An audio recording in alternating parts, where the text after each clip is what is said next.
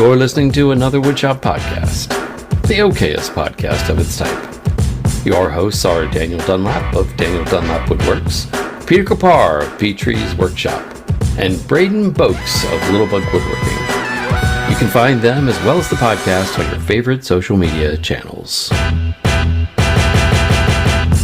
Welcome to episode 258 of Another Woodshop podcast, where this week we're joined by another member of the Northeast Maker Mafia, pumping out stunning one-of-a-kind pieces for his clients out of his Long Island workshop. But that's not the only thing that he does that he's great at, because his business, online presence, and his innovative marketing strategy are an absolute beauty to beholden. So join us as we pick it all one tiny wooden block at a time. Please help me welcome Joseph Jenkins from the Mortise and the Hair. Hey! Woo! I would just like to say that I made Pete nervous. Dan's face watching you read that was just seeing him out of the corner of my eye.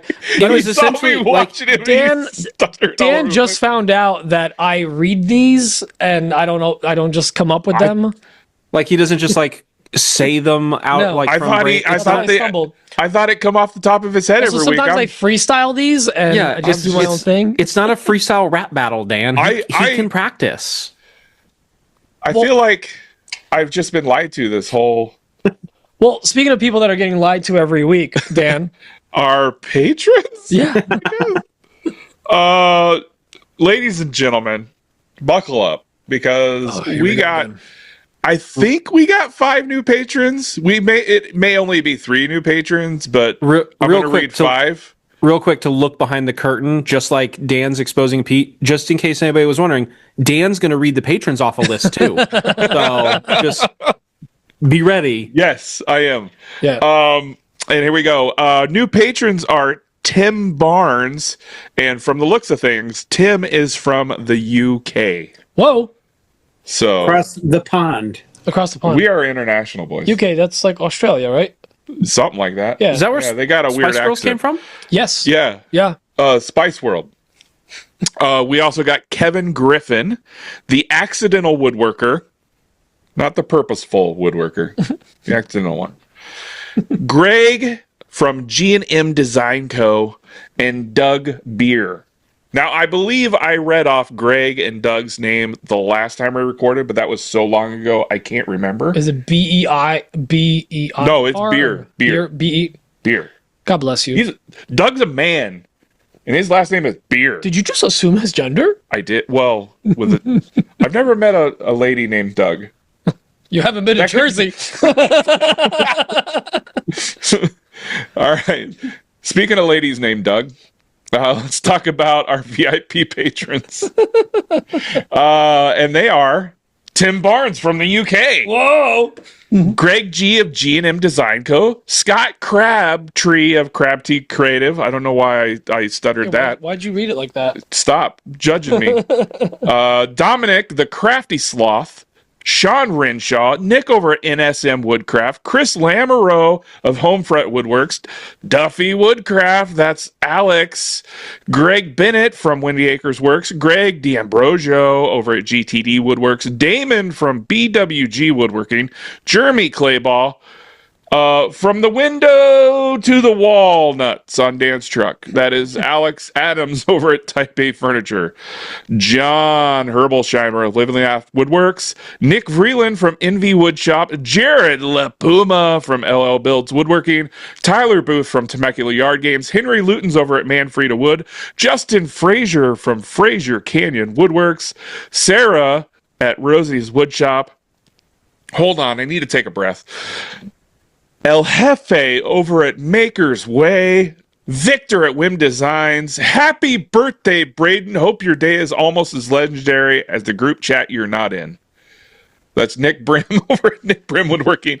Happy birthday, Braden. I hope your day was cooler than the lime green G-Ruck. I believe that is Max Reed of Redesign Man, Co. with friends like these, who needs enemies? It sounds like you have both at the same time. How lucky are you? Malcolm at Bossa Nova Workshop. Crafted with Machines is Patrick Gensel. Ed Mancini over at Mancini Woodworking. Chris at Chris Will Make. Willow Creek Lumber. That's our buddy Scott Shirk. Justin Bailey at Campfire Woodworks. And rounding them out, as always, is John Grubb over at Grubb Will Make. Grubb will always keep making. That is the lineup. He paused. He paused for a second, and then he persevered, kept But he making. never gave up. He took a break, but never gave up. John doesn't give up. Where did my drink go? Oh, You're holding up It's your- holding up my phone. We'll address the elephant in the Hey, room in a little bit. things are different. Things are very different right now. Braden, you want to talk about that thing? that thing? You and me. Let's talk about giveaways, baby. Oh, Ooh. I don't think we can. before we talk about maker or patron giveaways, I just want to throw this out there to Vern makes. Oh, good God, Dan. I'm going to send your package out when I get back to Nebraska. I promise. You could have just hand delivered it again. Does he live here on the East Coast? Dude, he's like 10 minutes from here. Are you kidding me? No. Oh man, I felt so bad there for a second. Well, for everybody who's not, unfortunately, Vern, I'm going to hook you up, Dan- Vern. Don't worry. Dan committed us to giving away something every single month for the year 2025 and including December of 2024. Why did Dan do that? Because he knows that Pete and I will make things that he says reality. That tracks. We don't like it. It stresses us out, but here we are. This month, this is the final week to get entered in to win the pair or was it a pair or is it a pair of pairs? Kit and Caboodle. It's a pair, so A two. pair. Dose. A pair. When you of buy them, they come as one, so I have two. Ooh. You get 2 boxes, one each, of Yes. the Rockler Super Duper Mega Deluxe Premium. premium clamp sets. At this point, I'm so far down the Panel rabbit hole. clamps. I have no idea what they're actually called anymore. The panel clamps. Yes. Wait a second. How do I get in on this? You got to be a Well, patron. If you give me 5 see how- seconds, I'll tell you I'm not exactly doing any of how. that. I'll tell you We'll see how exactly this how. podcast There's goes. more. And we'll talk. Yeah. But wait, there's more. There's more. So, if you want to get entered in to win this prize or any of the other luxurious velvety prizes that we're going to be giving out for the rest of the year, all you have to do is sign up for our patron. Every single paid tier gets you more entries. So the higher up you are, the more entries you get. So you love us short time, you get 1 entry. But you get all the way up to like VIP, you get 4 entries. Boom. Math. But if you hate us or you just don't want to support Dan and his bad habits, you can also get entered in to win now one of 2 ways, because we like making things as hard as possible. You can either A, go to arethechairs.included.com, which is our St. Jude's page, and you can donate to St. Jude's. Every single $5 that you donate gets you entered one more time. It helps support research for childhood cancer. It helps support kids going through or families dealing with childhood cancer. It's a great thing that we stand behind. Real big fans of it. If you don't want to support St. Jude's, To be clear, we're not fans of childhood cancer. We're fans of helping fight it. It's to fight it. Yeah, we're not That's the actually thing. helping Yes. the bad guys. yeah, no, we don't want to support the childhood cancer. We want to support the fighting of the childhood I just cancer. wanted that to be clear. Fun run for the cure. Pro-am. So that is one way, but now we're adding another way to get entered in to win. Every $5, if you've been under a rock the last couple weeks, if you haven't seen what's going on with our dear friend of the Great White North, Pat Lapp, he is going through a legal battle. It's a David and Goliath level legal battle that has actually been going on for like 3 years. See The Rock? Yeah, I think Pat's the Rock. Pat's And The that's- Rock. In Is this? Pat the Rock? Wait, like the Rock? No, the out of maker Sling? community is The Rock in this. Like a rock. I So grow anyway, stronger every day. we are a little bit behind on supporting our dear friend Pat Lap. Not because of any of us, but everybody just found out. This has been going on for like 3 years. He's in a battle against a titan of industry, and we always root for the underdog. So if you want to go, we'll put the link in the show notes, but there is actually a GoFundMe to get some funds over to PatLap to help fight this legal battle. Every $5 that you donate, you get another entry. This one requires a little bit of work. You need to take a screenshot of the donation and just DM me, send it to the podcast, post it on Patreon, something like that so I can see it, because there's no way for me to track it. But if you want to donate, and we've had several people that already have, that's another way to get entered to win. So you've got 3 separate ways that you could get entered in to win all of our goodies. Right on. And we're going to talk more about the Pat Lap situation coming up, I believe. Yeah. The situation. Yeah, if we do Maker News today, or we're definitely going to talk about it next week. We've got no guests, so we're going to do a lot of Maker News and what's on our benches and all that fun stuff. So Yay. a lot of new news. So we'll see if we get into it. We got a guest this week, so we'll see. You know, I don't like how you and I have to look at each other when we're talking. What we get to do the podcast pose, like the look, but we're still talking into the mic. So if you're watching the video, Dan's in my shop right now. We're recording in the shop because we have AC here. It's really and cold. not in my office. Oh, is it really? My nipples are razor Oh my god! Oh, Nebraskans, the worst. But yeah, we're in the shop. The corn sweat. The corn. He's got the corn sweat. So it's You have actually the corn, We're no doing sweat. like the classic podcast pose. We have 2 mics and we're staring at each other as we talk. I gotta say, the lack of a half a second delay or like a 1/10 of a second delay that Zoom has, it's kind of nice. I feel that we're not talking over each other. We're not talking over each other. Oh, yeah. I see what it's there. Listen, get a room, you two. Well, we do. Yeah, he's They upstairs. literally have one. I think. Yeah. We're talking about. But let's get to the sponsors real quick because I want to talk to our guest. So this week's episode is sponsored by Onefinity. I don't know if you guys have been following the news. I watch AWFS. CNN and MSNBC and stuff. They just dropped these pretty beautiful mustached liars. Just dropped X mustache for one of them. So half a mustache between the 2 of them.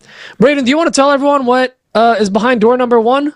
Well, behind door number 1, let me take you down a little path. Don't monologue too long. I have been asking Stone from Onefinity for well over 2 years when Onefinity was going to get a 4x8 machine, and he has looked me dead in the eye, and with not a hint of regret, without a hint of shame, he said, "Braden, there will never be a Onefinity 4x8. It's just not possible. We can't do it. There's too much deflection in the rail." He's had every single excuse under the sun. You know what?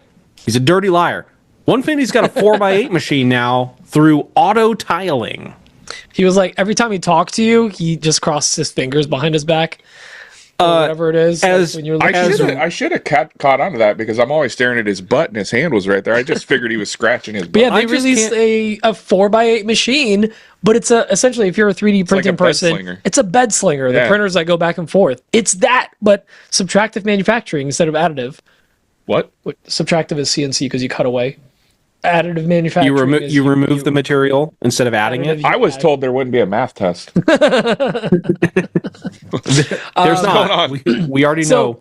They have not only that they just released this week, but also they've announced that they basically have their own Masso competitor. Not even competitor. They have their own touchscreen controller, and it brings one of my favorite all-time features that I've ever had on any CNC, and that is you can Cupcake button. and you can also live while you're cutting. Anytime we've all done that cut when it's like, ooh, that's a little loud. I wish I could slow it down. You used to have to stop, restart. Now you can slow it down, or if you're like, I could push it a little bit. Like Dan would be like, I could go faster.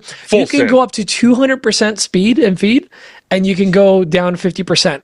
So you can crank up or down depending on how your cut's going. Every single number you just said is wrong. No, it goes up Every to single 200%. one is wrong.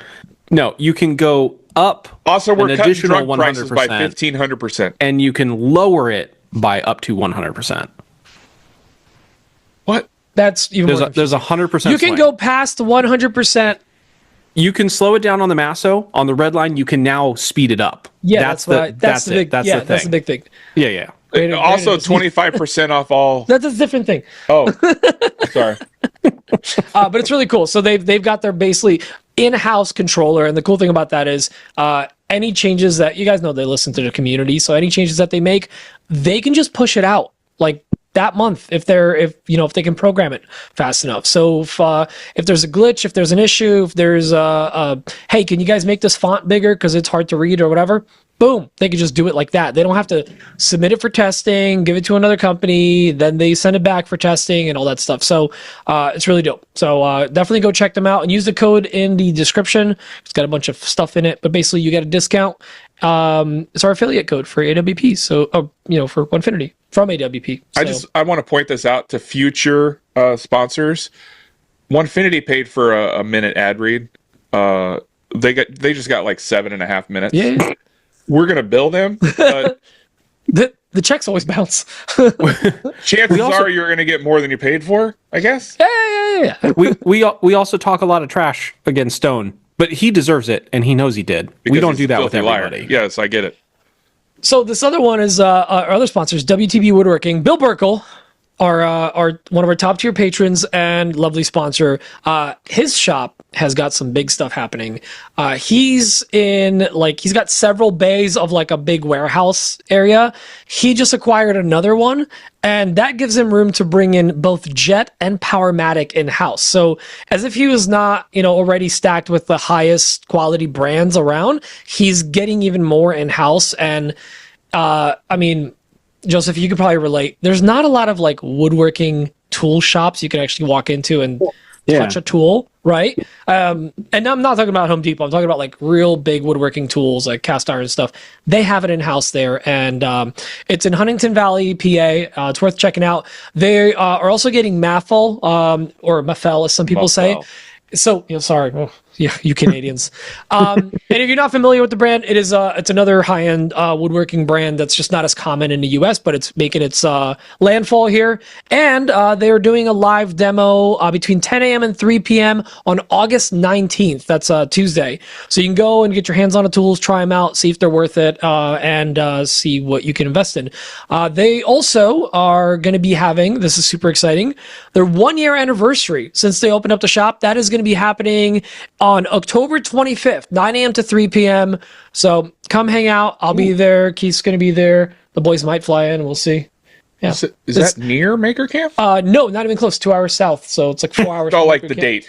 2 weeks later, roughly. Okay. So it's a lot of events happening September, October. I'll just stay for 3 weeks. But it's definitely worth checking out if you're in the area. And also, if you go in person, 10% off of all custom woodworking and 25% off of all slabs in the showroom, in the store. So whatever you see online, they have in store, and you can get a discount by just driving over there. And 20% off of all chill epoxy products. So go check them out. So when people say Bill has no chill, that's false because he has chill epoxy. Mm-hmm. Yeah, I heard that if you walk in person use code AWP at checkout, it'll add 5%. Ooh. Yeah, so don't do that. It might. Yeah, our code does add money in a lot of stores. But anywho, we've got a guest here. Joseph Jenkins from the Mortise and a Hair is here. Jenkins. So to those of our audience that might not know who you are or don't follow you because of a tiny block of wood that you made, please let the audience know who the heck do you think you are? Elaborate. Hello. My name's Joe Jenkins. Yeah, I own the Mortise and the Hair based out of Long Island, New York. We specialize in custom shelving, and we do a lot of other custom furnishings. I gained my notoriety through an extremely stupid challenge where I decided to cut a 1-inch block for every follower, thinking I'd have to cut 200, and I ended up cutting about 30,000 of them. So that's it. That's my spiel. Question. Yeah. What did you do with all those blocks once you were done? I shipped them out in 2 days. I sold them. I sold them is a generous word. I sold them for free, and I shipped them out to anybody that wanted That's a bad business plan. I just want to let you know that right off the top. I have many things. One of them is not a good business owner. So Isn't it just buying followers online but with extra steps? Did you have to ship them to Iran for any reason? Just no. Mostly like Portland for some reason, but weird. We know why. They're weird there. yeah, they love those blocks. So Sure so love blocks up there.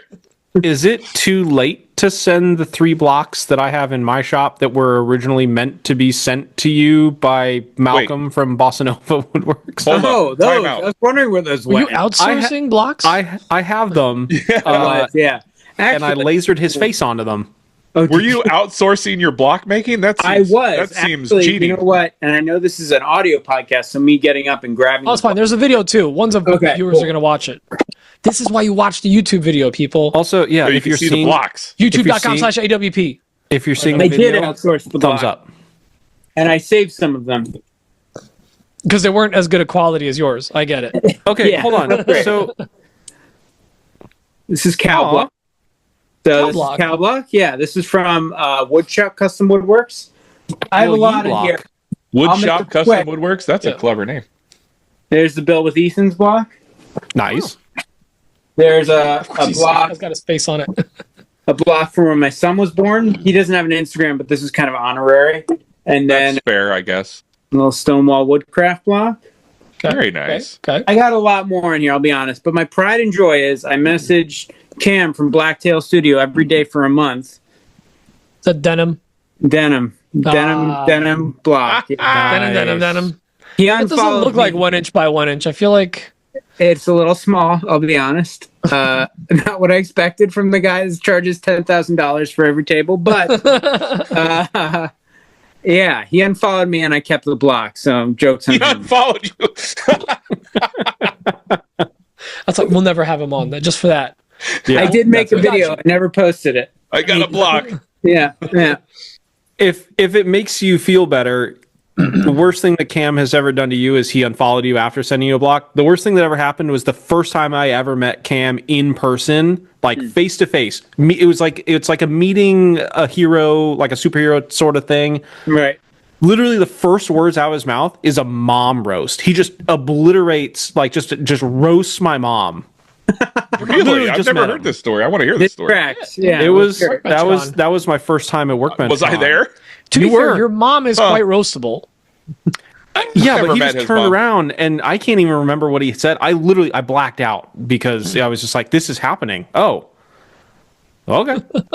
So I didn't even get a denim block out of it. Then we pulled him into some girl's live stream that was live streaming at the Oh, bar. that I remember. that was Bunch of that was the lonely same men. night. Yeah, I remember that. Yeah. Yeah, there's some chick like on a date with like her YouTube stream, and it was like 30 people or something like that. And We found her on YouTube. She had and like then- 30 subscribers. and he had like 3 million. Yeah, she had no idea that the weird people that were interacting with her, between all of them, there was like 3.5 million followers and several 100,000 Instagram followers. Like, she had no idea. One of the things that never gets old to me is the fact that anybody who doesn't do woodworking or doesn't watch wood YouTube has no idea it exists We call that wood at tube. all. Yeah, WoodTube. Yeah, like no idea it exists. And they're like, "Wait, people watch that?" I'm like, "Yeah, a lot of people actually watch that." There's a little bit of an audience there. Skosh bit of money thrown around in that industry. I was would say Scotia? Scotia. Interesting. Well, so tell us about like how you got into this whole thing. So, I mean, there's we got the COVID woodworkers, we got the ones that like, well, I grew up poor, so I had to make my own stuff. Yeah. What kicked off the habit? How did you firm up your hands? I'm going to take a stab in the dark and say this is I hate No myself. stopping. Yeah. So I grew up doing like handyman work, and then I went off and So your hands are pretty calloused. Yeah, well, some would argue differently. So basically I did for a while. I went to college, did all that. I got into film, and I was doing film up until COVID. And I like to tell this quick story about my dad, who is in film. And he would always tell me, "You'd make a great woodworker." And I'd say, "Screw you, Dad. I'm going to rebel and go to film." And I did that for, I guess now, like 8 years. And then COVID hit, and I had just had a kid, and he was screaming a lot. And I was sitting around the house, and I thought, gosh, it'd be nice to get out. And I hit up somebody that built a table for my cousin. I went to work for him, and after, I would say, about 2 months working for him, I was like, oh, I think I could do this. So I worked for him for about 2.5 years, and then I left and I started my own shop, and that was it. I've never done woodworking as a hobby. I've always done it as a means of making money. And what year was this? It's 2020 is when I started working in the shop. Yeah, or I guess actually it's late 2020. Yeah. So COVID, baby. COVID, yes, sir. Yeah. That's weird because absolutely nobody has ever started woodworking because of COVID. Yeah. So this is the first time. The first time we've heard this. Yeah. Everyone tried to get out into the world. Give me my block back. I'm out. I mean, listen, it was a catalyst I got a couple here if you want them. that got a lot of people into the Can I have hobby. cams? Yeah, you have cams, so you can just launch it. When I see the workbench, got up and throw it in his head. And it'll make a truck nut out of it. That's the way to do it. Well, so you work full time in the film industry still, right? Full time is generous. It's freelance, so I pick and choose the jobs that come my way. It's now July, is it? Yes. It's now July. July and August are very busy, but wintertime in New York, there's not a lot of shooting. So, that when that comes around, I'm pretty much in the shop every day. Right now, I'm at the point now where I I have to kill some babies. I have to pick, Whoa. Whoa. All right. Whoa. Sorry. What? Meaning I have to choose, make the hard decision. So, I'll get offered jobs, but I'll have a project that's due, and it's a good position to be in. I'm very lucky to be in that position. So now I kind of pick and choose what I do in film, and in favor of what I want to build with the shop. What kind of films are we talking? Would it be something I may have seen on any You've definitely seen websites? Yeah, no, not those. It's commercials. So I do TV commercials. Oh. Are you the brains behind the baby back ribs? I want my I hate to break it to you, no, but I did do all the Bud Light Dilly Dilly stuff. Dilly Dilly? You did your Dilly Dilly?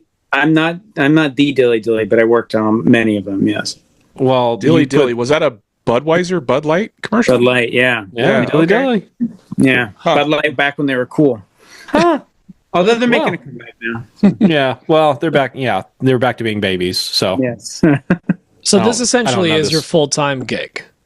Yeah, I mean, yes, I would say woodshop is my full-time gig, and then I get to play around on set a bit here and there. That's pretty dope. It's a great balance. The thing, not that this might be of interest to you, but the thing that's challenging about working in a freelance position is what you do when you're not working, right? Because sometimes you're sitting around going crazy. No. I totally relate.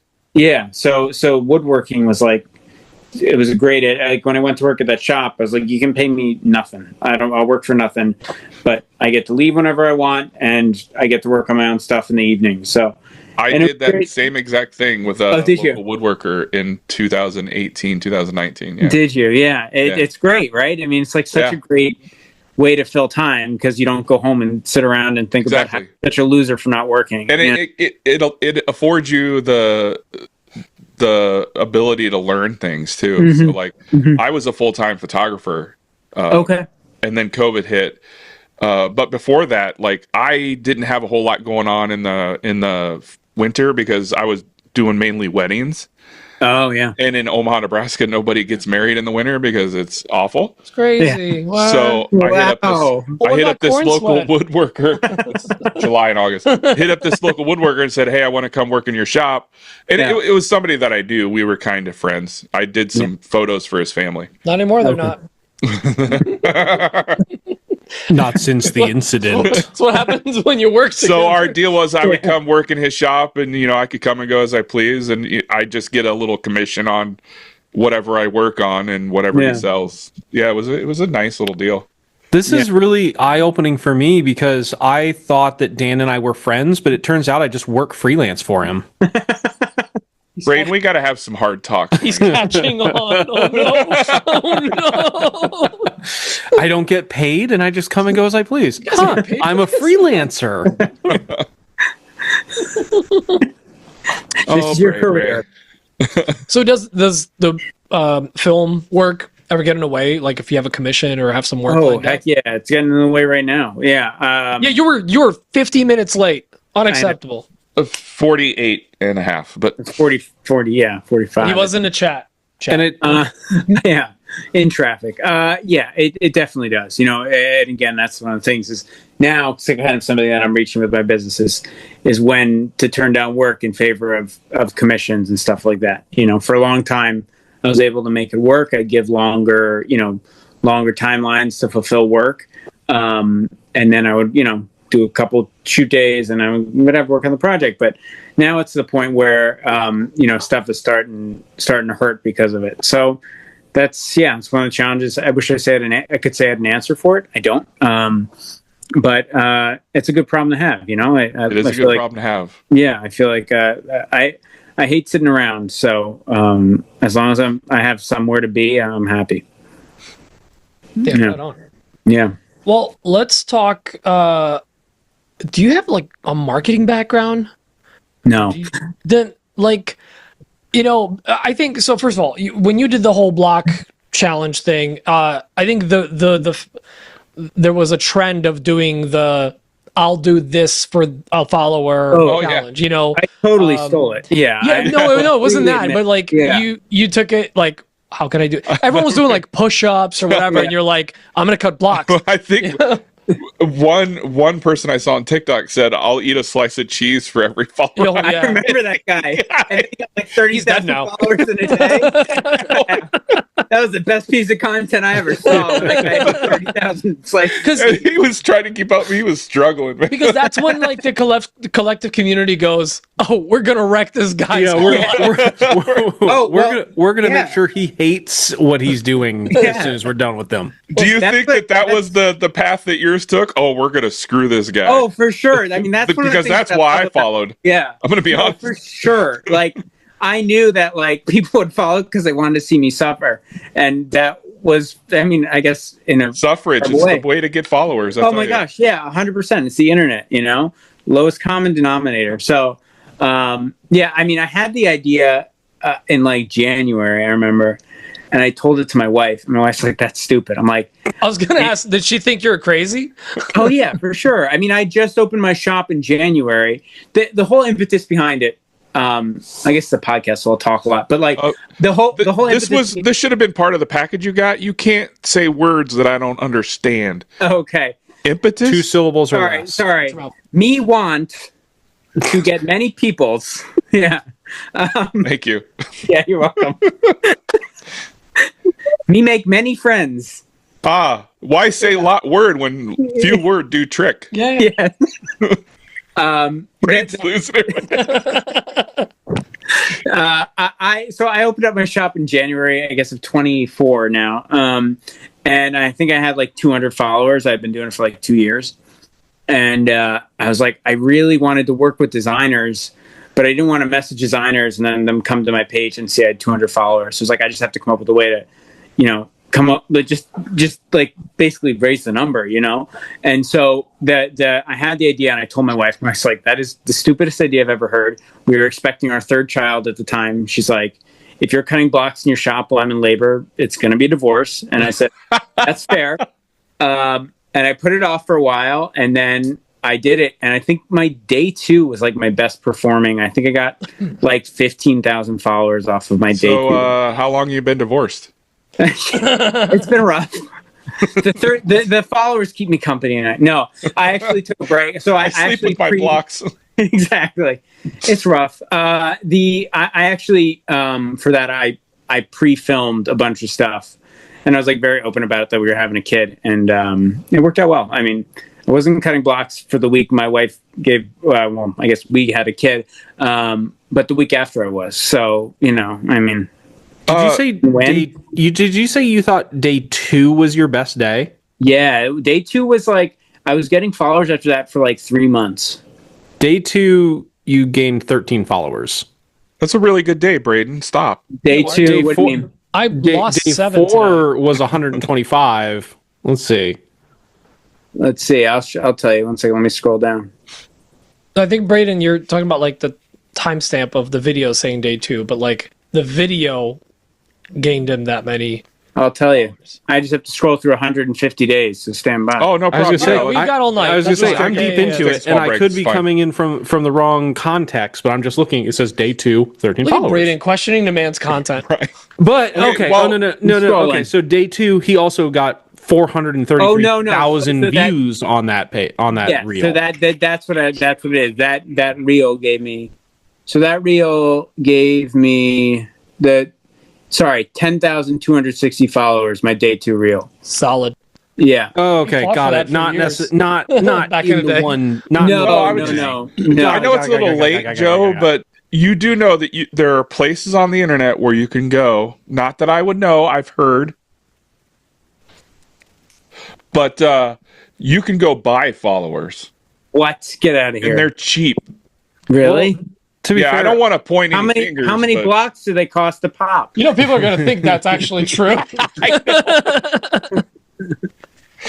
Jeez. I mean, they come from all over the world. Mostly a certain place. Yeah. followers from all over the world. Remember when like we all had like tons of followers in Iran or Iraq? It was somewhere in the Middle Yeah, East I don't want to talk about it for reasons. for reasons. Yeah, it was. Instagram went through some like weird stuff. They had some nowadays. It just Or just start a fight with an oil company. like That got me like 40,000 followers. ExxonMobil. Wrong type of oil company. somebody came knocking on Dan's door offering him freedom.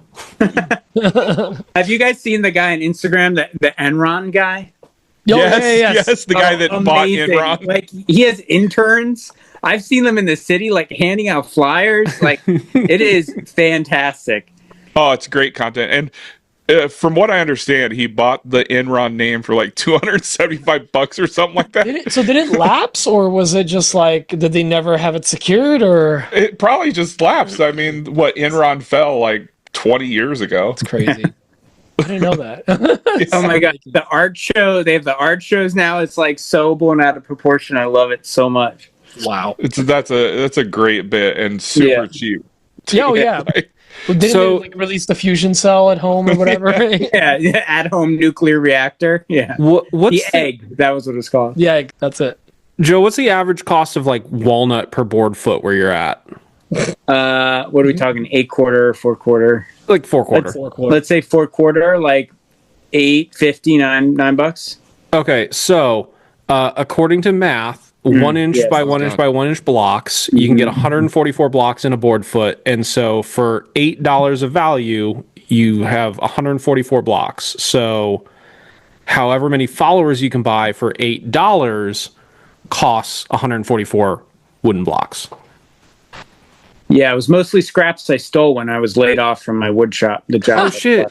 You Yeah. work with Dan he was Scraps also? making money. I was I had printing. Keith bring over scraps, and I just threw them in the fire. Yeah, we burned Keith scraps last Keith night. scraps, It was pretty cool. yeah. Not key scraps. You guys yeah. are I'll out of take control. I can't believe you guys just burn these scraps. There's a market for good scraps. It was ash.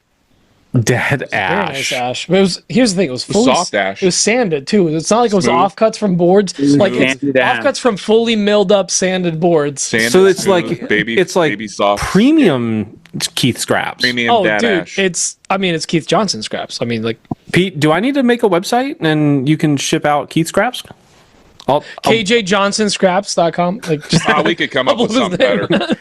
JohnsonScraps.com. Nope, that goes somewhere else. No. All right. Well, going back to the whole marketing thing. So obviously the whole the one by Getting one off the cubes rails. was brilliant because it in a way put you on the map and on Instagram. But like you kind of, as far as the internet goes, are doing a pretty good damn job of your presentation as of your web. Like your website is. Man, everyone just go to his website. It's going to be linked in the show notes. It makes everyone's websites look like crap.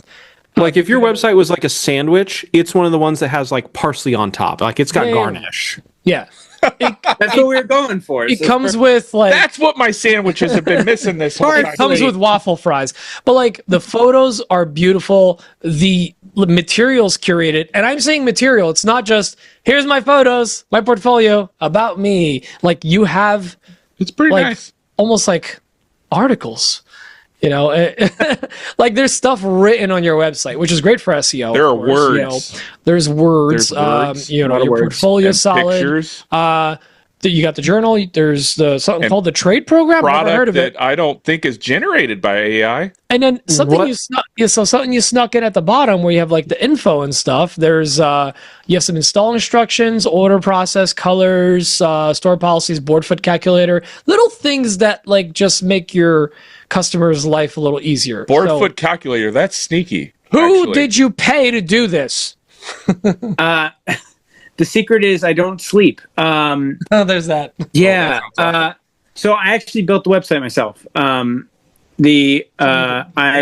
India. Yeah. I do pay someone for my SEO, and I will actually plug them here because they're awesome, and they're cheap. It's called Ranked.ai. It's like a company out of Thailand, I think. But the guy that runs it is British, and so they do all of my articles. They do a lot of SEO work for me, and it's like $99 a month. That's dirt cheap. Yeah, I know. It's a white label company. So it's like a company. So when you go to an SEO company in the States, they'll go to this company and pay them, and then basically, pay them like a subcontract type deal? Subcontracted to them. So, because when I called the guy, it was funny. He's like, "How did you find us?" I was like, "I don't know. I just like look on the internet a lot." And he's like, "Oh, like usually we don't do direct to consumer stuff. We do it, but like most of our clients are big SEO agencies that sub out stuff. So Ranked.ai is very good. Tell Harry I sent you." So they're essentially writing articles based on the pieces you build? Yeah. So they basically, I give them keywords. So my bread and butter on the website is shelving. That's all I actually sell on my website is floating shelves. So I basically tell them, I want to sell these kind of shelves, this, whatever. And they will generate articles that they then can use backlinks for in the future. So they have like a whole thing where basically they, whatever it is, they have all these different clients, right? All these different blogs and websites they work with. So they will write content they know they can use in their other blogs. And that way you can generate backlinks, which are really important for SEO. Ah, yes. Yeah. Can you explain what that means? Sure. Generate Sorry. Backlinks. Yeah. So it's where you put a link on your back. I think so. Yeah. Any link will do at all. Chain. Yeah. So for SEO, right? Kim Kardashian had a backlink story. Stop it. Yeah. Stop it. Saw that. You don't even like that show. I'm muting you. So for SEO, right, search engine optimization, I always wanted my the goal, right, is to be able to go work on set or to be able to work in the shop and not have to talk to people to sell stuff, right? You want people to just buy stuff, not talk to you. No offense, but not waste your time. Like custom stuff, you guys, I'm sure, are well aware. That's why I do a podcast. I get it. The amount of talking We're not people. AI generated. So the whole goal was basically build out a website that is the client could go through themselves and purchase. And one of those things is, getting the people to the website, and that's where SEO comes in. And so there's a lot of things that are important for SEO. There's like indexing your website, which is a whole, I could talk for hours on this, but one of the things that tells Google and search engines that your website is of value to them is that other websites link to your website saying, hey, like this guy said this, right? So you can do that a lot of different ways, right? You can provide like actual value, right? You can write a guide to whatever, for example, I do gallery rail shelving on my website. I learned all that from somebody's blog on another woodworker's website, right? So he's getting a lot of traffic to his website from this article I found that was linked through another website, whatever. He's getting those backlinks. That's good for his SEO.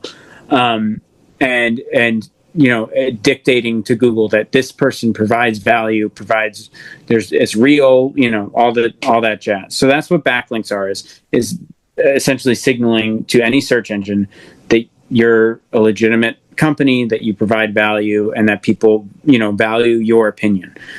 So that's the quick DL on backlinks. It honestly, whatever they're doing, and first of all, I mean, you built the site, right? It's a Shopify. It's a Shopify site. Shopify? Yeah. Okay. Yeah. So it's, first of all, people don't think of Shopify sites as a blogging site or journal or whatever you call it. Yeah. You can do that, absolutely. So I think it's a good resource for people. But I'm just reading through. Like, I just clicked on a random one of the gallery rail floating shelves. And if you're confused what that is, it's a live edge shelf or regular shelf with a rail on it, so it's like something doesn't fall off, or else it looks decorative. But the descriptions are great. The photos look solid. Do you do your own photos? I do, yeah. It's in my living room behind my mirror. Yeah. Nice. And, there's a lot of description, a lot of stuff in bold. It just catches the eye. You go to the bottom, you have we use the hover brackets. You got a bunch of stuff down here, then you about video. There's a lot of resources for just one product. Yes. So, and if I can hop in there, the thought process behind that is people aren't going to read all that. I know people aren't going to read all that, but Google is, right? That's another one of those things. You have to think about what the search engine is going to see. And so if I have all that stuff in there, I have an FAQ, I know nobody's going to read that FAQ. I know nobody's going to go down all the way to read what Black American Walnut's last name is, except for Pete. But all of that again is like expressing to Google that you have the resources, have the knowledge, and it's something I think a lot of people don't think about because it's a whole other thing that you have to tackle. But it's a worthwhile thing to study and learn, and the resources out there there's a lot of them. Yeah. And that's a pretty in-depth thing to learn too. And if you're going to do it, why not kill two birds with one stone, right? Not only are you giving your clients and your future customers all that information if they choose to read it, but like you said, you're giving Google that information because they're going to read it. Yeah, exactly. Yeah. And help rank your website on Google. Right, exactly. By the way, I couldn't help but notice, but when I looked at your Google reviews, when I clicked on the map to see where you're located, you're off the coast of Africa. No, off the coast of Washington State. Nice. In the water, just middle of the water. That's accurate.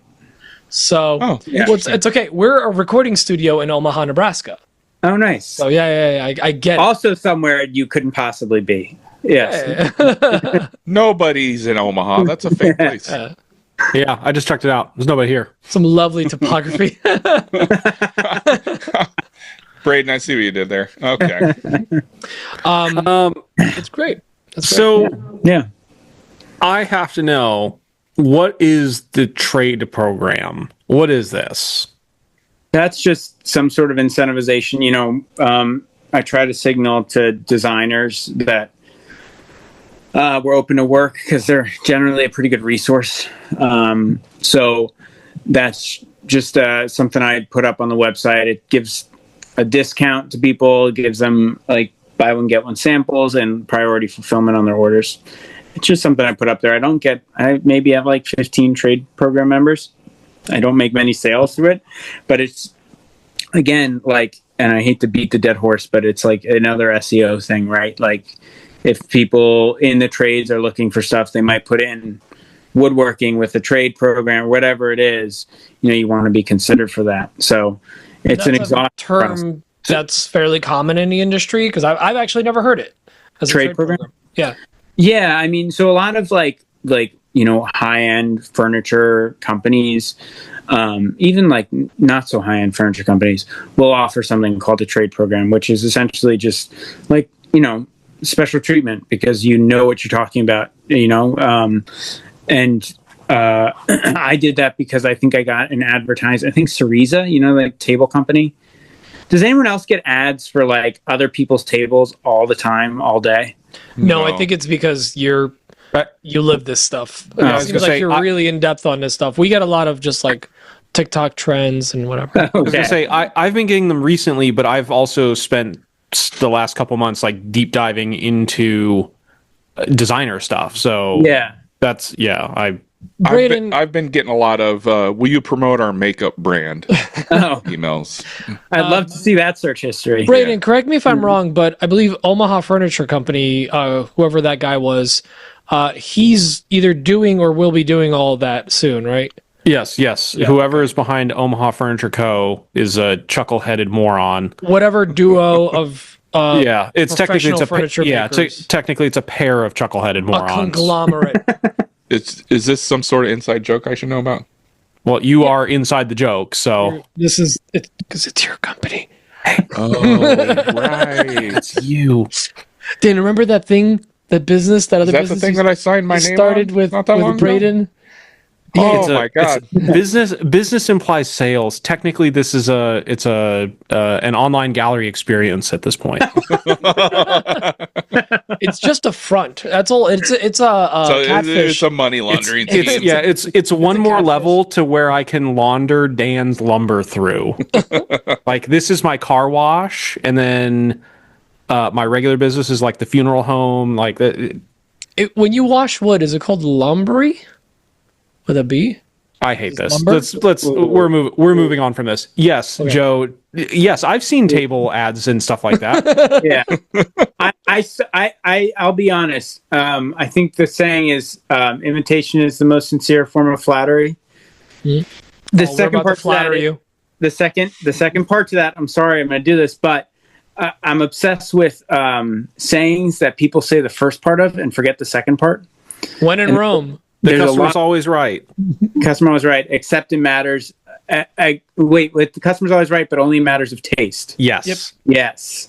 And then I think imitation is the sincerest form of flattery that mediocrity can pay to greatness is the full saying.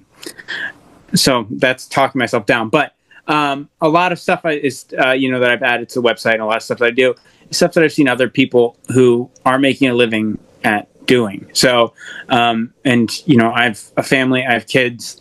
I can't really, I can get away with it for a couple days, but I can't really make excuses to my wife to be in the shop all week if it's not actually, paying some bills. So I'm all about maximizing my income for what I'm doing in the shop. And if I see somebody else who is professional and who's doing, obviously making sales and putting off, successful vibes, I guess, I try to see what they're doing and I try to take from it and learn from it and steal it from them. Let me tell you from experience, be careful because sometimes even if your let's just say your side table even looks slightly like or resembles another person's side table, they might report you to, I don't know, Etsy or something. Really? I was going to say, destroy your whole world. What would that be like? I can't even. Well, just a thought I'm throwing out.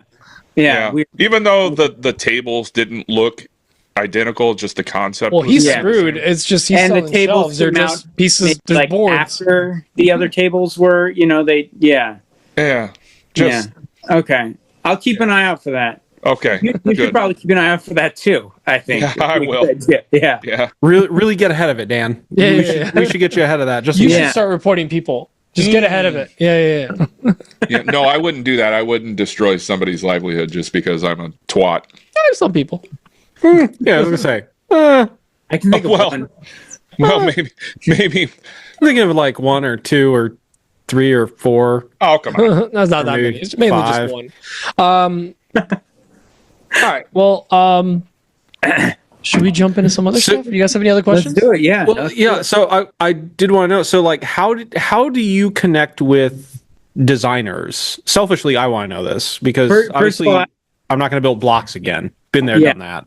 Don't do that. It's miserable. We're doing triangles, Dan. No, I think that would be worse. Circles. Survey stakes. Oh, God. That's a little inside joke, Joseph. There for a while, many years ago, I was making survey stakes for a local surveying company. Yeah. What It is was the awful. survey stick? It's just a it's stick similar- that they pound in the ground. It's similar so to that a they can ribeye. mark Oh, okay. spots Yeah. like on land. Yeah. Sticks. He made sticks. Yep. Made sticks. The whole do that story for is I live in Omaha. I actually live in Yes, sir. Bellevue, Nebraska, but it's just easier to tell people I live in Omaha. Oh, mija.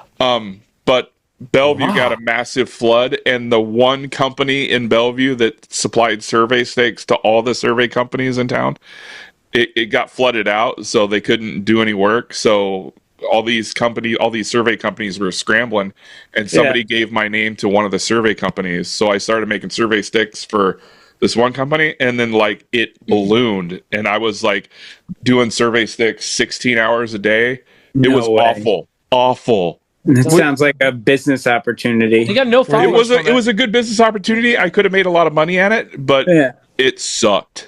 Yeah. But like sucked. many things, Dan appreciates his mental well-being more than money. So I do. I absolutely. What's that like, Dan? I hear it's wonderful. It's pretty good. I don't stress about things. Life is good ish. Nice. Nice. Dan also outsources his stress. So I do. Yeah. To me and Braden. Yeah. Yeah. but yeah, so I mean, how do you connect with designers? How do you set up that relationship? Because there's a lot of designers that are looking for one-off pieces, and then there's ones that are one-off-ish type thing. So like, what's that process look like? I would just preface by saying I'm going to talk a lot. I'm not an expert in this. I just this is just what I've learned. The designers that I've worked with, the majority of them have actually come through Instagram, and they're just people. Once I reached around 20,000 followers on Instagram, I just messaged anywhere from 10 to 15 local designers that I found. Fortunately, I'm close to the city, so there's a lot, New York City, so there's a lot of opportunity there. And I would just message like 10 to 15 of them a day, usually while I was like trying to put my kids to bed or whatever. And that, I would say maybe 1% of the people actually got back to me, and maybe 10% of those people I've ended up working with. So I guess the rates weren't very good, but it's just a guessing game. And to be honest, like it's a whole thing working with designers, right? Because you can get people you love to work with, but also you can get people you don't love to work with. It's like any other, right? You can get good clients and bad clients. Yeah. So, there was a couple of designers that I worked with, and I would speak to them on the phone, and I was just like, no, it's just not going to work. And it's tough when that, the carrot's there, right? And they're saying like, oh, like this is a big job, whatever. But I learned pretty early on with a rough job that it's just not worth it, and that's, I would say, another big thing is like, you just have to learn to say no sometimes, I've had jobs where you work, I'm working on these jobs. I end up making like $4 an hour and stuff, or jobs where I make good money, but it was just like a miserable experience, So that's a whole other thing. It's hard enough to get designers to even like give you the time of day, and it's even harder to find people that you really enjoy working for and working with, because it is a collaborative process. So I know that didn't really answer your question, Braden. As far as when it comes to like one-off projects and that sort of thing, it's important to remember with designers, there's two ways designers work, right? There's one way where they have a budget to do a house, right? They'll say $100,000, I'll decorate your house I'll fill it with furniture. The other way is they get their fee, and then it's essentially what would be called cost plus, which is they find furniture, client pays for the furniture, and that's how it works. The more common way is the budget approach, where they have their fee and they have a budget for the house, and anything they don't spend on the budget and that they're under, they get to keep, or they pocket a percentage, whatever that may be. So when you're talking to designers, a lot of times if you're doing a custom one-off piece, that one-off piece is their like splurge for the project. And so that's something to keep in mind about, obviously you want to be compensated well for your product. You also want to make sure there's room for them and room for them in the price. And then, yeah, that's just an important thing to remember, is that you're probably not going to make as much money, but it's most times about the relationship that you're building, and down the line getting more work, them realizing the quality of your work, and then seeing the value in it. So a lot of these projects I've done for designers at the start were not as profitable as I would have liked, but it's for designers especially, it's an investment. Like if you believe in your work, you believe in the quality that you output, and you like the designer, you get a good vibe from them, and you feel like you guys will work together well, then it's a worthwhile investment. Dope. Great answer. Yeah. Don't work with designers. It's a nightmare. Got it. Okay. Got it. And you were listening, I hear you. It's like, Sell easier ways to make money. shelves. Yeah. Got it. It's Got funny, it. like when you first started talking about that, you said that you might send out 100 messages and only 10% will respond, and then only 10% of those you'll actually go through. And I remember when we talked to Jeff from Maker's Way, those are the exact same numbers that he gave us. Oh, He said really? he was talking with designers and stuff. So Well, and he's also hawking them out on Facebook Marketplace. So it turns out those were the exact same numbers. The highly specialized designer market is exactly the same return rate as, whatever this person is down the block that's trying to haggle on your price for a custom piece on Facebook Marketplace. Yeah. They're exactly the We trade same. this for a set of rims. The budgets are bigger. That's it. That's the only difference. Yep. Yeah. I mean, not all it wrong. takes is one really good, client or one really good designer that, to them, a $1,000 PO is FU money. But to us, it's, that's our week or our month or whatever, Yeah. Well, and I'm guessing, one thing that I kind of took from what you said too is it's a lot of that relationship, and it's like that with a lot of sales, especially when you get into like higher price point sales in general. 100%. If you find somebody, you almost have to take that hit a little bit on the front end, because as soon as you establish the relationship that you can then provide, you can hit deadlines, you can provide a quality product. You've already proven the value there, and so then at that point it's their job to sell the value to their customer. Yes. You are just supplying the product. Yeah, and yes, and I would say, Peter, you said something too that actually really stands out to me, which is, when I went in to do this, right, to actually make a career of it and make money and provide for my family with it, I mean, I'm not a cheap person, but I would never spend the money that I charge people for furniture. I never would. Most of us would. That's why we're woodworkers. Yeah, that's why we all got into this. We would never pay exactly. But it's a good thing to remember, right? It's like, I would charge people stuff, and I'd be like, oh, wow, like, it's a lot of money. And then I would call them and say, hey, your quote was the lowest. And I'd be like, like that's, you have to remember, if you're trying to like sell your work, it's like you're not selling to yourself. You're selling to people who have money like that. Those are the people who are going to buy this. Yeah, and right on. it's really hard, because you will. Oh my gosh, my air compressor! I saw Everyone's got a leak. I've gotten myself into like this like a weird channel of Instagram reels where I get car buyers, like people that are buying cars. and one came up, and the guy said, the guy that was trying to sell the car, he was being told like, hey, just give me a price, I gotta sell it. And he's like, dude, I can't be the buyer and the seller here. Like, you gotta work with me. So that, I mean, that's kind of the same thing. Like, you can't quote against yourself sort of thing. Cause you're right. I would never spend what I charge on some of this stuff. No. I mean, I sold yesterday a $7,000 table, and it's not like, to me, I would pay maybe $300 for this table. Like, I know I would, but don't tell them, and that's something that, you just have to figure it out. When I started, I was pricing my stuff really low, and then in like about 3 months in, I said, all right, I'm gonna raise my prices, 5% every invoice until someone tells me I'm too expensive. And I pretty much haven't stopped. Like, it's just, it's a good approach, I think. Yeah, it's a tough thing. We could all stand to do that. Yeah, it's important to charge for your value, and it's hard to determine that. It is, especially when you put your work out there online and on social media, and you tell people what it costs, and you'll get like 100 people say, "Well, that's crazy. I'd never spend that." Well, you're not my client, there, Joe. That's $20 of material. Neither would I. Yeah, I love those.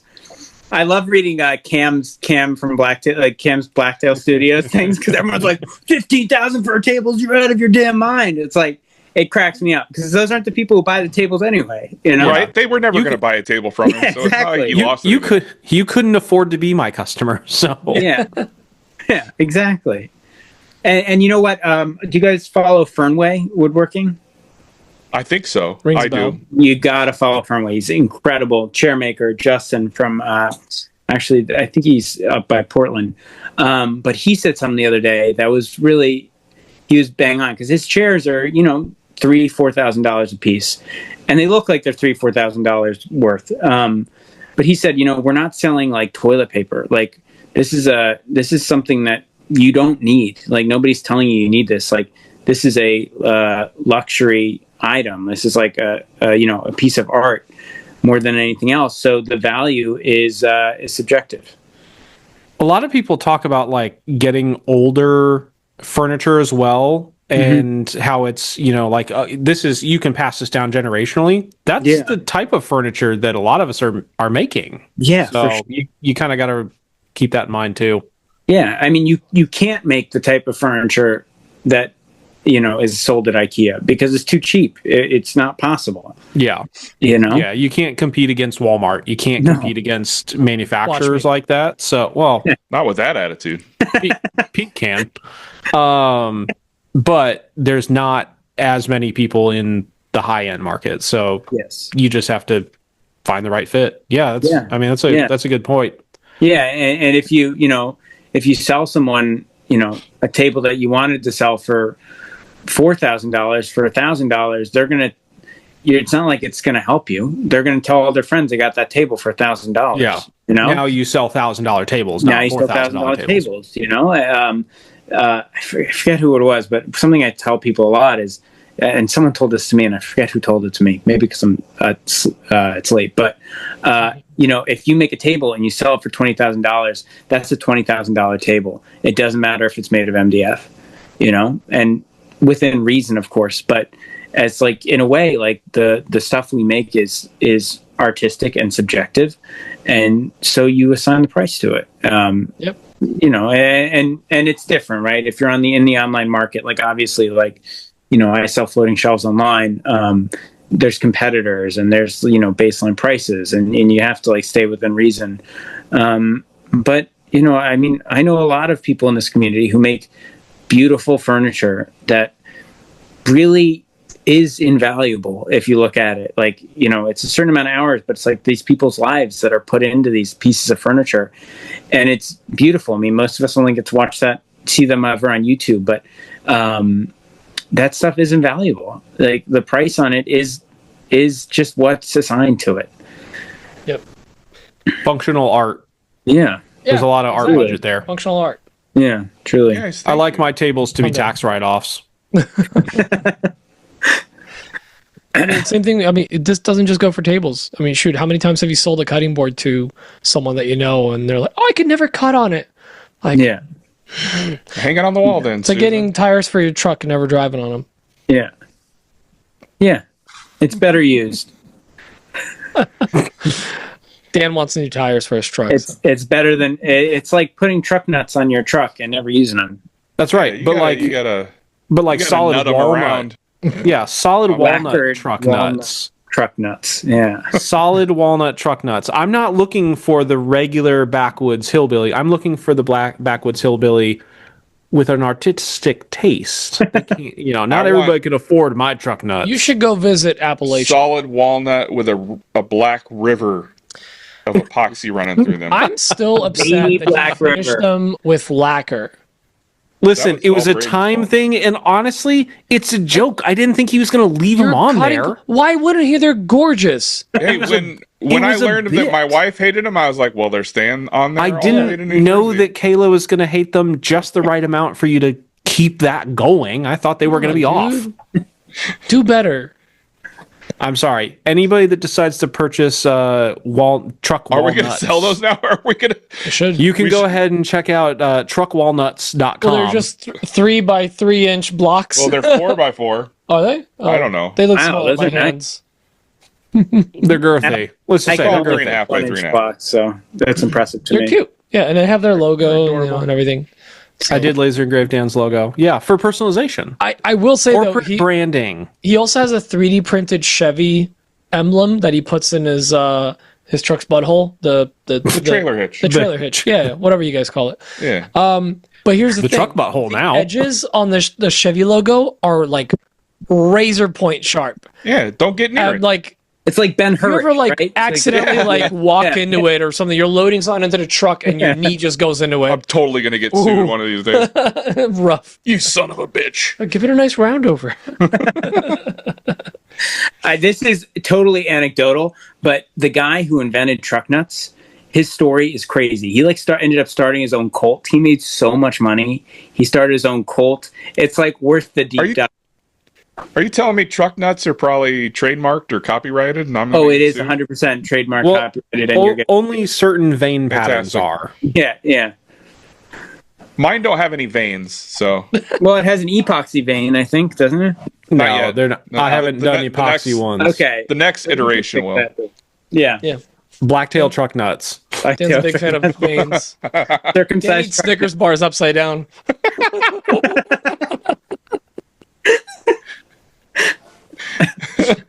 Oh God. Can we move on from this? Yeah, I guess. I guess you know what. I want to hear what he's working on this week. So let's play this. What's this? Uh-oh. I'm ready. Really on Apple Music? Oh, oh my I God! I'm so To sorry. be fair to everybody listening, we're on a new setup because I'm here. We're literally Had this to improvised change setup everything. in the show. Yeah. This is pretty impressive. It is for not. improv. It is not a new setup. It is a right. duct tape together setup. I got an audio. Let's go. Is it gonna play? It's not No. gonna play. The two inventors engaged in a years. There it You is. cut it off because Brain was running his beautiful lips. What? I think he was reading the history of truck There we nuts. go. I it. have ChatGPT summarizing the history of the inventors of truck nuts. There's a feud, guys. The two inventors engaged in a years-long petty and Yeah. hilarious rivalry, accusing each other of stealing the idea. Yeah. So these Yeah. two nut jobs split. At one point, Literal nut job. one of them claimed the other's design had, quote, inferior vein detail. Yep. Okay. So, Yep. anyways. Anyway, Oh my God. There's the Go. show title. There's the show title. Inferior, inferior vein vein detail. detail. Joe, I'm so sorry. So what's on your I bench started. today? Yeah, I think I started this. Let's see. I got shelves. I got a bunch of shelves. You guys are, well, my computer's currently sitting on a poker table. There you go. I don't know, some other tables, a couple of shelves, a couple plant stands, and a charcuterie storage cabinet. Are these like bulk orders or Is the charcuterie storage cabinet a storage cabinet for charcuterie boards, or Yes. is it just chock full of cured meats and cheeses? that's a market we haven't tapped? We've done charcuterie boards, but we haven't done charcuterie. Where do you board put 'em? Storage. Charcuterie board storage. That's how you sell more charcuterie boards. For Needed market. For the connoisseur of the charcuting. Exactly. This is a storage for a bunch of charcuterie boards. Yeah, my first and only job I've gotten direct from a client on Instagram. Oh, really? Interesting. Yeah.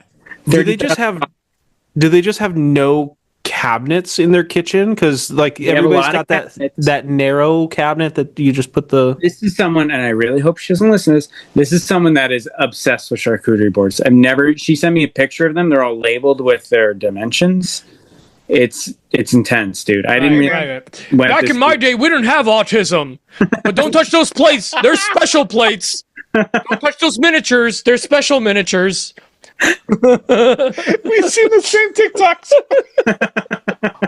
It's so true, man. That's like that was like the Lego collectors of Pokemon cards of back in the day was plates, boards, miniatures, spoons, right? Spoons. Yeah, little crystal elephants, the little bells too. China cabinets was basically just like this is the whole episode. Collections have gotten better for sure. Exactly. Yeah. But although there's little boo-boos now, so oh god, how do I get started? Back to my original question of are these, because you've got a stack of shelves behind you, are these commissions for multiples, or is it just stocking up for the website or website sales? What is it? So I don't make anything I haven't been paid for. So I only make things that I've had to have deposits on. Some of these shelves behind me, these are for a bar in Brooklyn. And then any shelves I have in here, let me think. Yeah, they're all like online orders from my website. And then anything that's not a shelf is a commission that's been paid for. That's the way I do business too. Although in the case of this poker table, it was paid for almost 8 months ago. So damn. I should probably get you guys. I was gonna say familiar with that. Can't relate. You inspire me. What was their what was their expectation on delivery date? Yes. Sure. Yes on delivery. February. Yes. Guys, I'm sorry. I'm absolutely losing it on ChatGPT.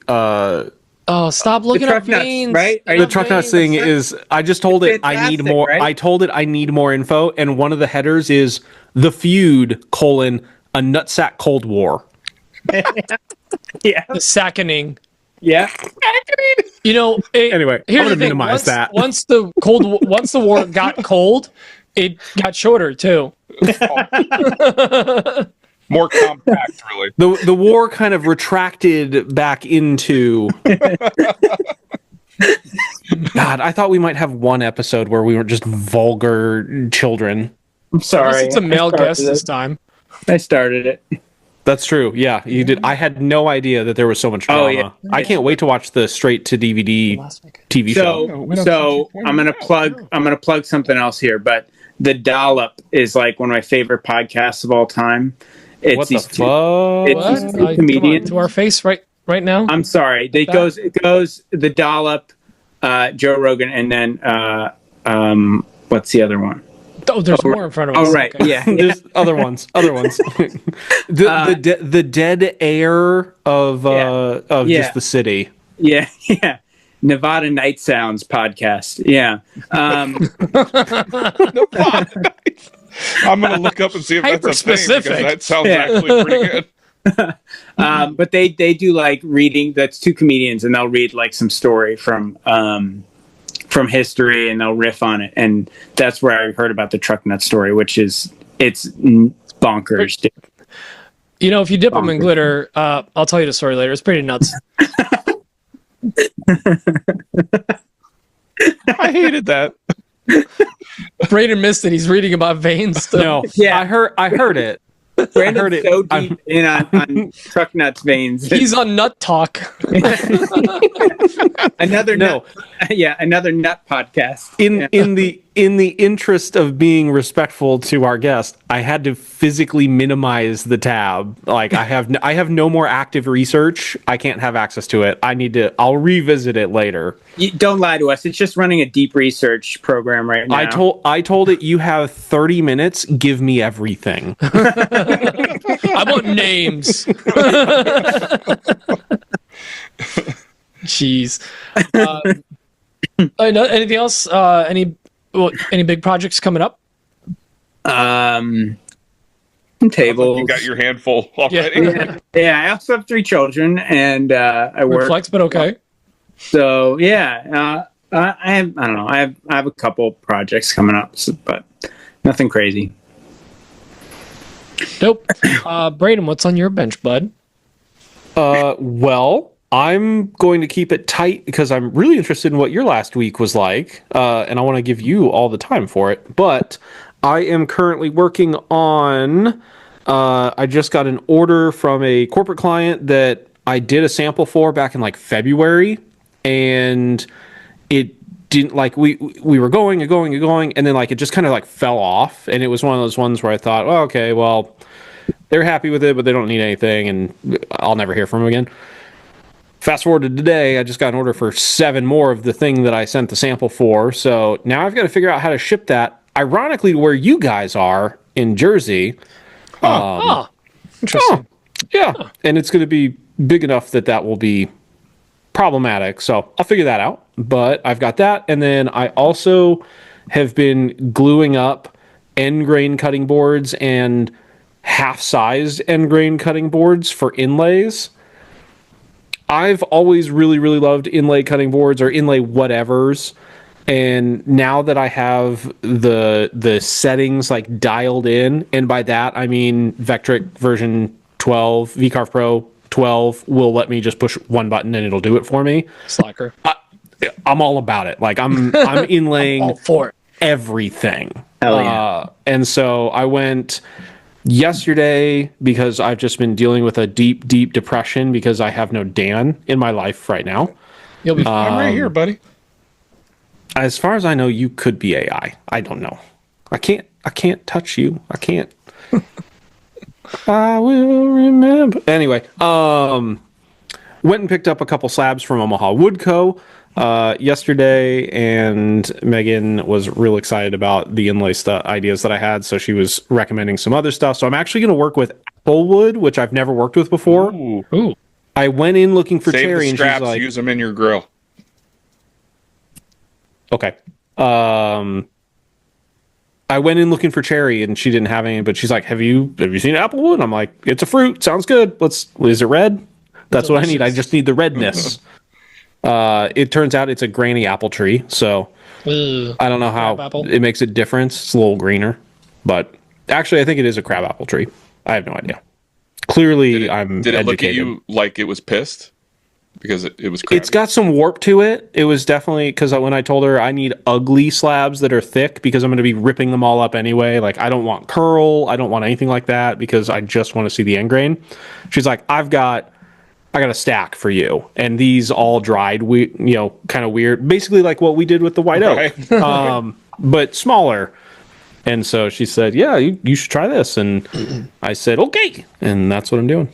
So I'm making a bunch of blanks and I'm making a bunch of stuff because, by the way, Dan, I don't know if you have been. No, you haven't. You definitely have not. We have craft fairs that are going to start coming up here way faster than we expect. So I'm starting to prep a little bit. I'm going to be. That's why I've been giving you all these cutting board blanks so you could put inlays in them. Right. I'm going to be 2% better than we have been in the past years, and I'm going to prepare at least 2 things ahead of time instead of the week before. Fantastic. And then I'm going to price them way too high because Joe told us to jack all our prices up 5% until somebody said no. Turns out they're already I don't saying know if that no. works for craft fairs, though. I don't know if that's the same mentality. You lower it 5% until you get to the last hour, and then you say 50% off everything. I'm not carrying it out to my truck. Please, I'll give you 3 for $4. I'm dropping prices 1,500%. If you compliment me, I'll give you 87% off. But that's what I've been working on. So I need you to come back, and I need you to make more blanks. Well, I need them. We also need to finish. Oh my little god, I built-in forgot about project. that. That's right. We're also doing a It's in your house. How did you forget? We're also doing a massive 13-foot wide floor to ceiling set of built-ins with Wait. LED lighting integrated. Floor to Boy. ceiling ratio. Oh, 100% floor to ceiling ratio. All in white oak. Boy. We have to get this done. Not because my living room is a disaster and my wife's running out of patience. God rest her soul. Nope, that's not right. God rest her soul. bless. God Did she bless. pass away? God He's running bless out her of a lot more soul. than patience. Yeah. God bless her soul. God rest my soul if we don't finish. God this rest fast her enough. soul. Okay, guys. Hey, I found it. I'm riding Nope, that line nope. of too many energy drinks. So now words just kind of blur together. Oh, okay. I thought you were about to drop some more nut knowledge on us. No. Guys, I Truck found nut knowledge. Guys, I have solved the truck nut algorithm. No, but we do have to finish that. I have so much white oak veneered ply and solid white oak in my shop right now that it is One impossible could say to move around. we may have over ordered. We may have built in enough access material when we plan this out to account for woodworkers that are not as good as we are.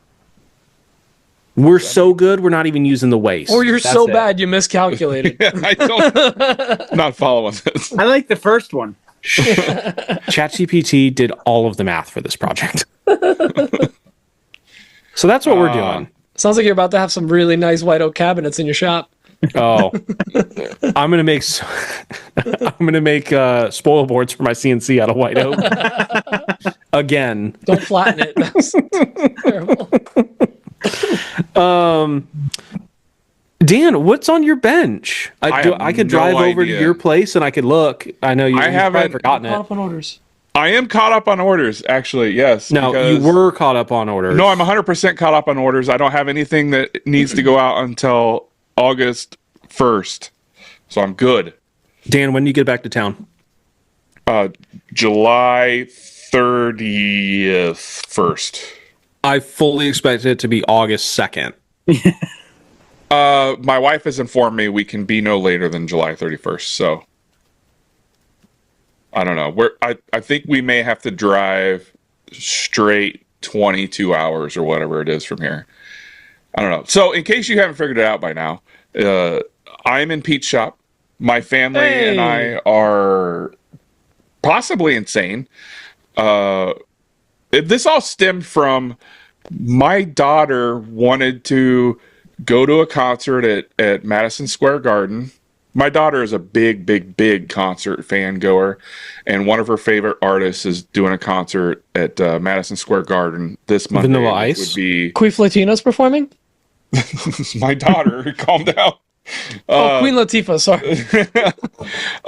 No, I think it's Gracie Abrams, if you want to be accurate. Never heard of her. Yeah, it's some teeny bopper singer. But anyways, she said, I want to go to this concert. And then my wife was like, actually, why don't we take a road trip? And I was like, well, let me see if we can crash Pete's house. So Dan, and this say was teeny months and months bopper ago. again. No, I feel like you're going to do bad things. You have a with that. timestamp? So yeah, we drove to the East Coast from Nebraska. We left No, you Tuesday? reverse it. You did not drive from the East Coast to Nebraska. Yeah, we drove from Nebraska to the East Coast. We left on Tuesday. It is now Thursday. No, wait. We left on Sunday. We got here Tuesday. It is now Thursday. Do any of our brains work right now? None of them it's work. Super late. Yeah, I haven't worked on anything all week. It's actually been quite nice. I've just been sitting around Pete's house, eating his food, drinking his seltzers, and hanging out by his fire pit when I can. Oh, Dan- this podcast is taking so long. A spider web was made on his koozie over there. Yeah. There's literally a spider web that he just like pulled off of a drink koozie that he was using. Dan, don't sell yourself short. You have been working on a project Your mental well-being. Yes, it's super important. Yeah. I'm actually super thrilled that I actually got everything out of my order queue on Etsy.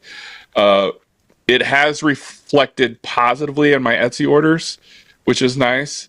I don't know if y'all know this or not, especially if you guys, well, you wouldn't know it if you're not selling on Etsy, but to all you that do sell products on Etsy, pro tip. Don't let your orders go more than 30 days overdue. What? That's Etsy crazy. will throttle your listing so they don't. Who would have thought? Yeah. That's crazy. So yeah, I can't believe none of us ever considered Crazy. that option. And So I've cleared out my order queue, and lo and behold, orders have picked up a little bit. You know- so hey, Look at you know that. what we call that, Dan? We call that Suttoning your order queue. or yeah, I guess. Yeah, it's a good word for it. I miss Sutton. He kept me on track. He doesn't miss you. I know he doesn't. He's got a more stable job with benefits now. Yeah. I don't know. It's got a worse lunch program, and I keep Oh, throwing I'm him sure in it does have a worse lunch program. Well, it's because you keep putting him on the worst jobs. I keep throwing him in attics in places that are like above 100 degrees. So He's getting paid better and he's got better benefits, but I'll tell you what, I treated him better and lunches were 1,000 times better. I have not one single time made sure that he got sushi during a work day. Just one of the benefits of working for Dan when Maybe he you can make afford him you. come back when he can afford your ass. Baby, come back. No, you can't have him back. I've come to rely on him. He is mine now. Okay. Yeah, so I haven't been working on much. Pete, what have you been up to? I said that to him directly because I can just turn my head and go, Pete, what's up? This is weird.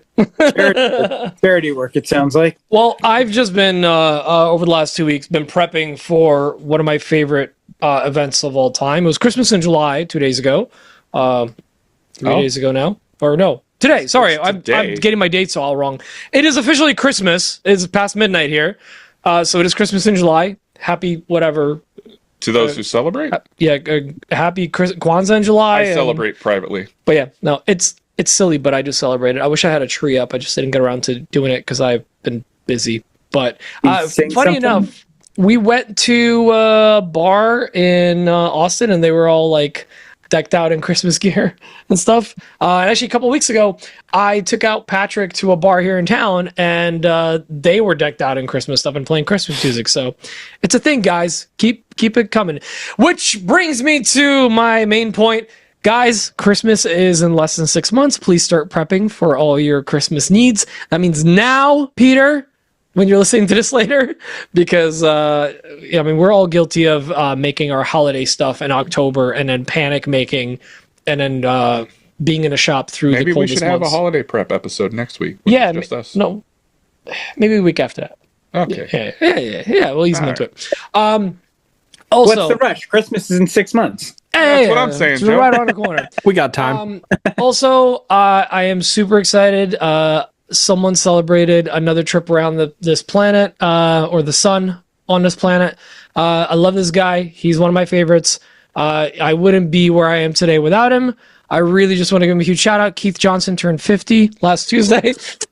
Also, Braden, happy birthday today or yesterday. There was a very brief second where I'm like, man, Pete's being really, really nice right now. knew what was coming. And I got hurt again. Hurt again. I knew exactly what was coming as soon as you started saying it. I thought it. I was like, this is going to hurt. No, he's really leaning into it. He wouldn't do it. No. Oh, I love you there. too. Also, Nick Brem's birthday wasn't that far away. It was like on the 6th or something like Yeah, that. but he keeps going on luxurious vacations without us. So you know what? Luxurious. That- Tetons.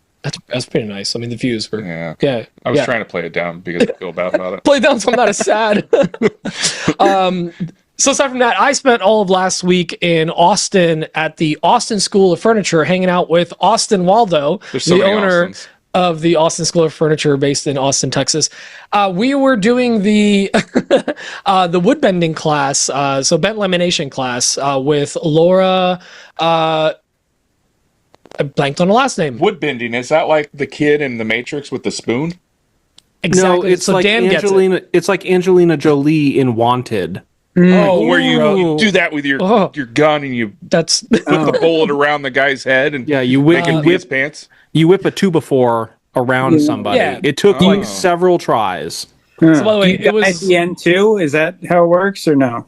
What's that? I said, do you die at the end too, or is that Keith did. Oh, Keith Johnson did. Rest in peace. he didn't make it back. Rest in peace, Keith. So her name is Laura Kishimoto. I'll link it in here because it's actually pretty.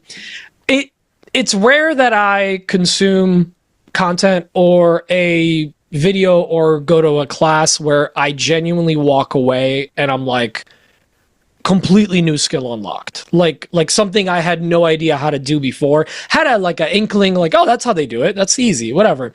I've seen it on the YouTubes. The amount of knowledge I got from Laura in this class is insane. Like and just to show you like how Keith, who's done several bent laminations over the last year, walked away from it and was like, whoa, this was incredible, like great stuff. I know exactly like new things to try out, new tools to use.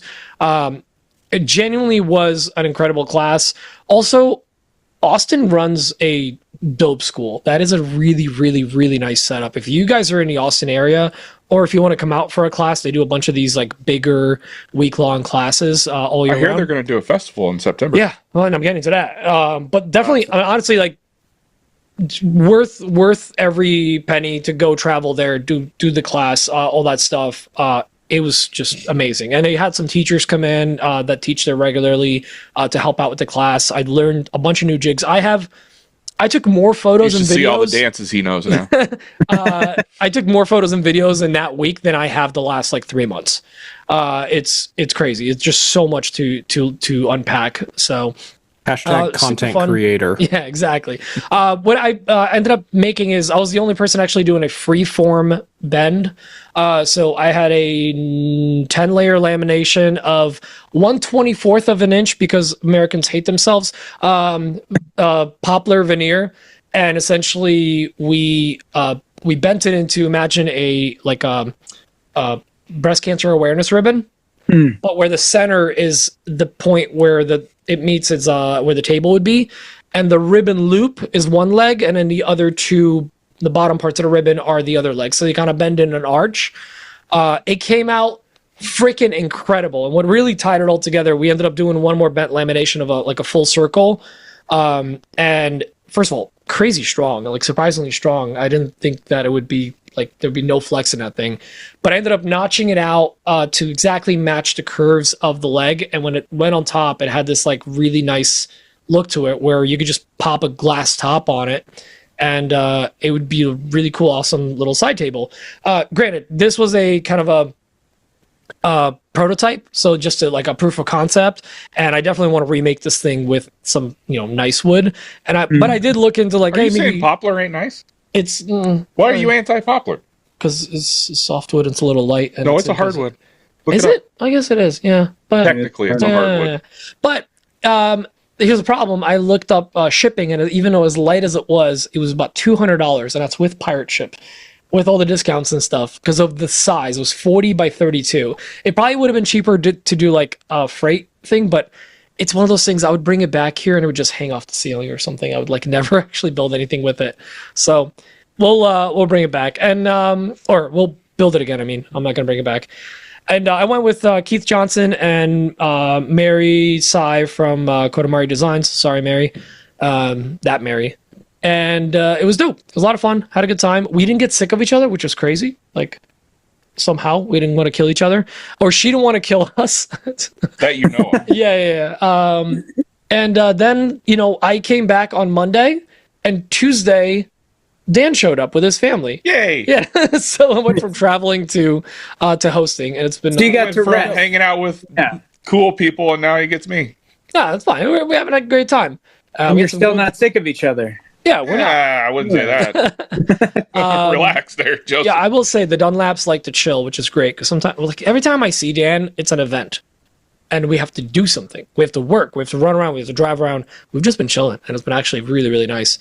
Plus, I very made good him. at chilling and doing nothing. I made him some New Jersey good. style barbecue, and he know says what? he hates it. You know what? But the multiple trips I'm to get gonna say more this now. say different. I'm going to say this now. It was good. It was good. Timestamp. Write that Wasn't down. Casey's good. Hey, I get it. It was Yeah, good. There it is. There It wasn't gas station sushi good, but you know. Yeah. I got standards. Yeah, exactly. So that's it. And I'm just gonna try to get some work done in the shop here while Dan's here, but Wait, what? I doubt it. I'll put him to work. Say free labor, right? Yeah, exactly. Well, that's about it for me. Nobody told me about this. I heard in New Jersey, the gas station sushi they have to actually bring out to you. You can't. They have to feed you. Yeah, it's like Yeah. pumping gas. Yeah, same. You got to get it while they're pumping your gas. Well, because it's topical, let's listen to this question from. We don't have the jingle. Sorry. So, What's the jingle? old Black Betty. Oh, Black Betty. Bam, bam. I can't. Less- it was a one-time, less of you. It was a one-time thing. So here's a voicemail from Joe's Off-Guide Emporium. Hey boys, couple of questions for y'all tonight. Dan, now that you are an honorary citizen of the Dirty Jers, we all have one question for you. Is it pork roll or Taylor ham? Pete, for God's sake, why haven't you gotten old Danny boy to Rutt's Hut for a ripper yet? Braden, are you okay? Seriously, are you? Blink twice if you need us to rescue you from these two, and happy birthday. So is it a pork roll or Taylor ham? Taylor roll is my favorite. Get out. Taylor roll from Central Jersey, the best. So I was telling the guys, we have two of some of the best hot dog places. They were both in Clifton. And one side of town was Rutt's Hut. And they had the Ripper, which was like a deep fried hot dog, which is just delicious and great for you. Is Rutt's Hut like a combination runs a Pizza Hut? Yes. Yeah, it's the best way to put it. Kind of sounds that way. And then doesn't it, across town is the Hot Grill, which is where I took you guys, Texas style wieners. Ew. And They were super tiny. but they also have gravy and chili, depending on if you want to put on hot dogs or put on your fries or whatever. So you have some great disco fries. That's why I took him there. Braden, are you okay? He's been pretty upset this week. Oh, sad face. Braden's sad. You spelled your name wrong. No, I didn't. Double look. And next question's from Alex Adams. So I heard that the CEO of AWP and the head of HR at AWP, aka Pete and Dan, were caught canoodling at a high-end New Jersey bonfire, and in order to pay off the AWP workforce, aka Braden, they are bribing him with a 4x8 from Onefinity. Do you care to address these claims? First of all, who's HR? I'm not sure which one scares me more, Dan as the CEO or Dan as the head of HR. Either Why one, not both. either one, just detrimental to the future of this podcast. I could be the CEO. I With- do nothing. With love. CEOs don't do jack, so Also, might as well be. we me. can't afford the full 8 for Braden. No, Yeah, no. I can't afford that. Can't do that. That's too much money. I have a question for Josep. You've got a bomb ass diggity promo video on your YouTube channel that should have way more views. It's like your little commercial, right? Oh yeah. Who shot that? If you haven't seen it, go check out his YouTube. It'll be linked below. Because it's It's crisp. It's nice. Thank you. He does work in film, so he may. I know, but I'm like, did you do it? Was it like a project? Oh, just did it on the weekend. No, or that's did you just bring a my whole buddy. crew in? That's just my buddy. We shot it over the course of a day, and we edited and colored it. Yeah. Yeah, but we scripted it, and that was a little bit more of a rehearsed. It's kind of like you know what you're doing in that field. Yeah. It's weird. It shows. I make it up as I go, pretty much. Any thought about leaning into YouTube at some point? I don't know. I've thought about it. Oh, just another thing to put on the table. No big deal. Yeah, that's kind of what it is. And to be honest, I like, I love the interactions with the community, whatever. I don't really love doing videos. I did it, I just did it because I knew it would be good for me and good for the business. But now that I'm here, I really don't post much anymore. But maybe you got what you wanted, so now you're going to take your ball and leave. I get it. Yeah. I'm going to take my truck nuts and leave. Yeah. Maybe someday, but for now, I want to get the business to a point where it's kind of rolling, and that's where my focus is. Only so much time in the day, Yeah. Yeah, I'm it. sure you guys are well aware. Oh, is it really that much work? I don't know. I haven't done it.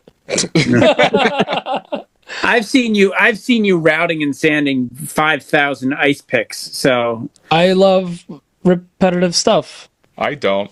God, And yet I do the repetitive stuff. that Most actually anybody. might be acoustic. Some call it that. You're a Some little call it that acoustic. dog in them. Joseph, where can everyone find you? I'm on the Another Woodshop podcast, and then occasionally on Instagram.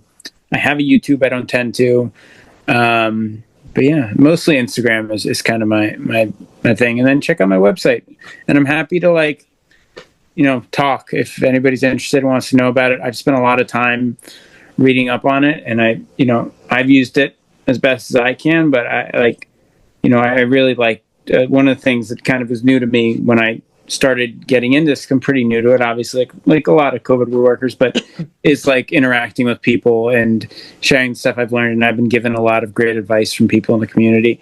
And if I'm happy to help in whatever way, and I always love chatting about it. And if I want a detailed retelling of the Truck Nut saga, you can do that as well. Wait till Braden's deep research GPT prompt is run, and then I'm sure he can help you out with that. Okay, contact Braden. Got it. Chat GPT asked, "Would you like a mockumentary style My God. mockumentary title?" That's what you guys should do next week. Is you should just each get a roll and read out the whole. Braden, you know what you could do? You could have it spit out a script, and then No, it has spit out the script.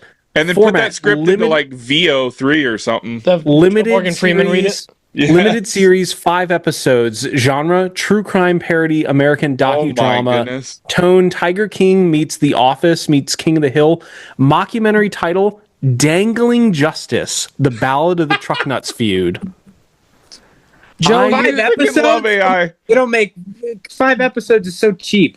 Joe, you telling us that there is truck nut lore is going to Oh my be God, the vein of your existence. Every episode is titled Episode 1: The Nuts Drop.